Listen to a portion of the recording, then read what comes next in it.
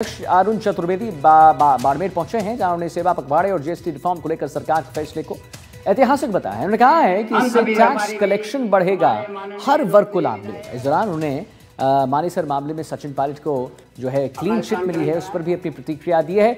चतुर्वेदी ने कहा है कि अशोक गहलोत की मंशा थी कि उप मुख्यमंत्री और विधायकों को जेल भेजा जाए, लेकिन कोर्ट ने उनकी मंशा पूरी नहीं होने दी।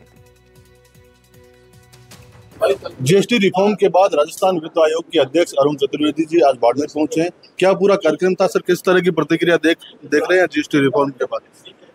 एक बहुत बड़ा क्रांतिकारी निर्णय देश के प्रधानमंत्री ने लिया है, और उस प्रधानमंत्री ने उस निर्णय के कारण जहाँ 2017 में जीएसटी आया था, आम आदमी की आशा इससे जुड़ी थी। अब 4 कर के जो स्ट्रक्चर थे उनको 2 पर ला करके आम घर को राहत देने का काम किया। जबरदस्त उत्साह का वातावरण है। मुझे लगता है इस सब के माध्यम से जहाँ जीएसटी का दायरे में पहले लगभग 65-67 लाख लोग थे, ये बढ़कर के अब 1 करोड़ 72 लाख के आसपास पहुँचे हैं।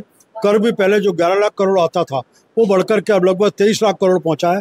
इस नए निर्णय के बाद आम आदमी का घर का बजट कम होगा, उसके खर्चे कम होते जाएंगे, सरकार को इसके सहायता मिलेगी, व्यापारियों को प्रॉफिट बढ़ेगा, हर वर्ग को इसके माध्यम से फायदा। इनके सरकार पर अतिरिक्त भार भी बढ़ेगा, तो कहीं नए स्ट्रक्चर खड़े करने की मुझे नहीं लगता किसी तरह का कोई भार पड़ेगा। जीएसटी का स्ट्रक्चर पहले से ही है, जीएसटी के ऐप्स पहले बने हुए हैं।